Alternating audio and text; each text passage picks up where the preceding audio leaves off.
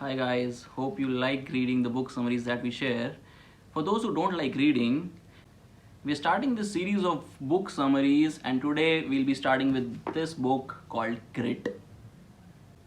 Now, Grit, written by Angela Lee Duckworth, is a book that simply reinforces the point that there is no substitute for hard work. It adds a lot of scientific backing and examples to reinforce one simple statement, one of my favorite quotes. करने से ही होगा, बाबा नहीं कर पाएगा. Now let us see what it is all about. So what defines a winning mindset? What is it for a businessman? What is it for an artist or an athlete? For a businessman, it's about the ability to take calculated decisions about millions of dollars and still be able to sleep at night peacefully. For an artist, it could be about making stuff. And for an athlete, it's about going head to head with other people. Winners, they hate losing. So, what is it that separates the winners from the other people? The highly accomplished were paragons of perseverance. They were opposite of complacent. Now, for complacency, we could feel that does it mean that they were simply restless? No. In a very real sense, they were satisfied being unsatisfied. So, what exactly is this perseverance all about? It's not just about determination, but direction too. Okay, we talked about perseverance. What about destiny? What is destiny? We keep on hearing this question again and again, nature versus nurture. The author says she grew less and less convinced during her study that talent was destiny. And she got more and more intrigued by the returns generated by efforts. According to her, as much as talent counts, effort counts twice. Now, the next point is the human individual usually lives far within his limits. We as humans possess powers of various sorts which we habitually fail to use. We energize below our maximum and behave way below our optimum. If that is the case, then what is superlative performance?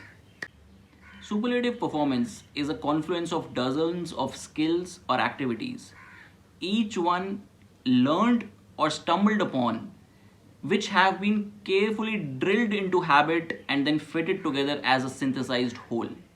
Now, if this is well known, why don't people still believe or practice it?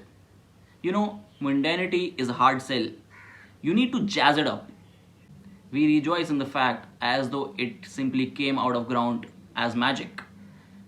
For if we think genius is something magical, we are simply not obliged to compare ourselves and finding ourselves lacking. As simple as that. Mythologizing natural talents lets us off the hook. Now let us look at how we can inculcate grit in our daily practice, in our system. Grit has two components, passion and perseverance. A common pitfall to be wary of, you see, enthusiasm is common. All of us get enthused about anything in life, right? But endurance, it is rare. People can imagine the top level goals they aspire for, but they fail to synthesize the mid level and the low level goals that are the means to achieve the end result. Warren Buffett, a well known investor, puts it in a very simple way. You see, he asks a three-step process. Identify the top 25 goals that you see for yourself. Now take a hard look at all of them and circle the 5 most important goals that you set for yourself. Now, eliminate the remaining 20. Avoid them at all costs because they are the ones who are sort of responsible for deviating you from your ultimate top 5 goals. They are what distract you. They eat away the time and the energy. So coming back to the question of nature versus nurture. Is grit something like height, something natural that you get? It is dependent upon your genes in part, but even your genes evolve in a generation's experience, right? This is backed by the study by 2019 economics Nobel laureates Abhijit Banerjee and Esther Duflo in their book Poor Economics. It's a blend. Like height, in a generation, it is a factor of the kind of food you eat, the kind of healthcare you get, the kind of clean air you breathe, right?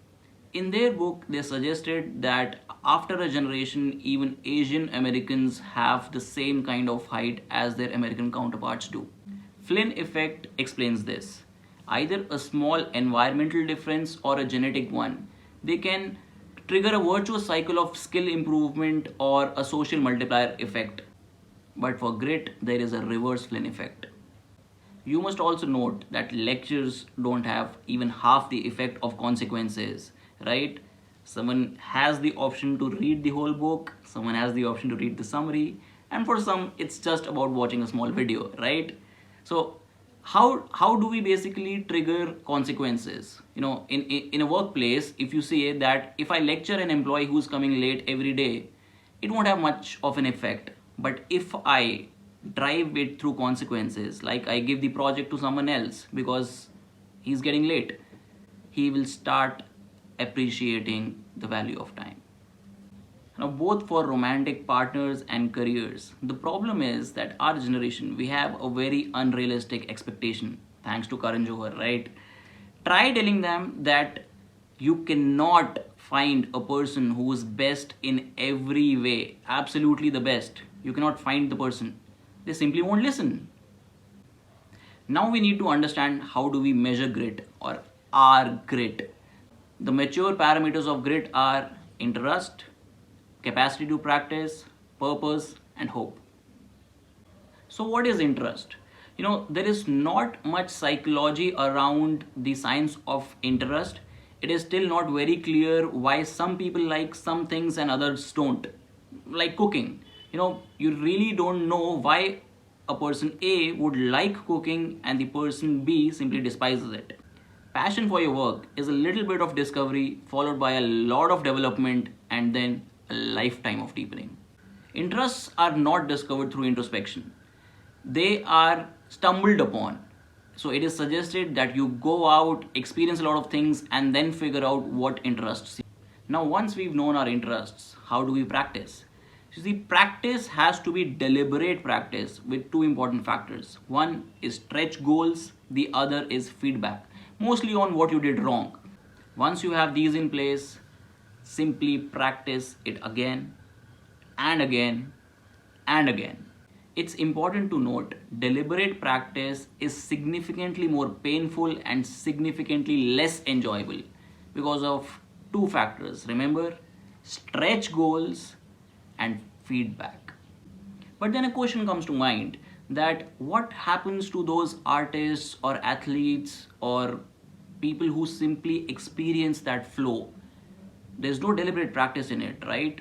They seem to be quite the opposite, but deliberate practice and flow, they go hand in hand. Deliberate practice is a means to achieve that flow. People who are more successful, gritty people, they do more and more deliberate practice and then experience more flow. Deliberate practice is a behavior that triggers the experience of flow. Now let's come to purpose. Grit paragons always feel that they have a higher purpose connected to their work. As Aristotle put it, there are two means.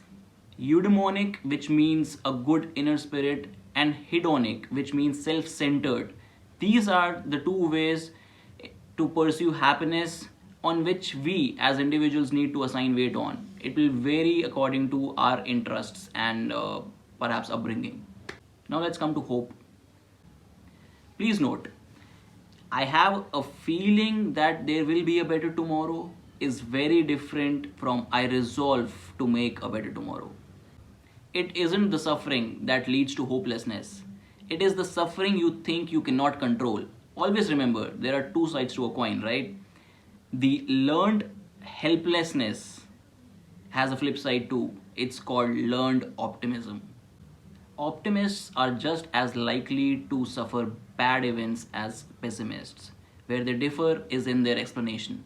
See, optimists habitually search for temporary and specific causes to their suffering, whereas the pessimists, they look for permanent and pervasive causes and blame them. Let's look at one example which the author uses of a famous actor, Will Smith. He says, I never really viewed myself as particularly talented. Where I excel is the ridiculous, sickening work ethic. If we got on a treadmill together, there are two things. You're getting off first or I'm going to die. It's really that simple. To close, if you want to be grittier, find a gritty culture and join it. And if you are a leader, create a gritty culture. Remember, करने से ही होगा, बाबा नहीं करवाएगा.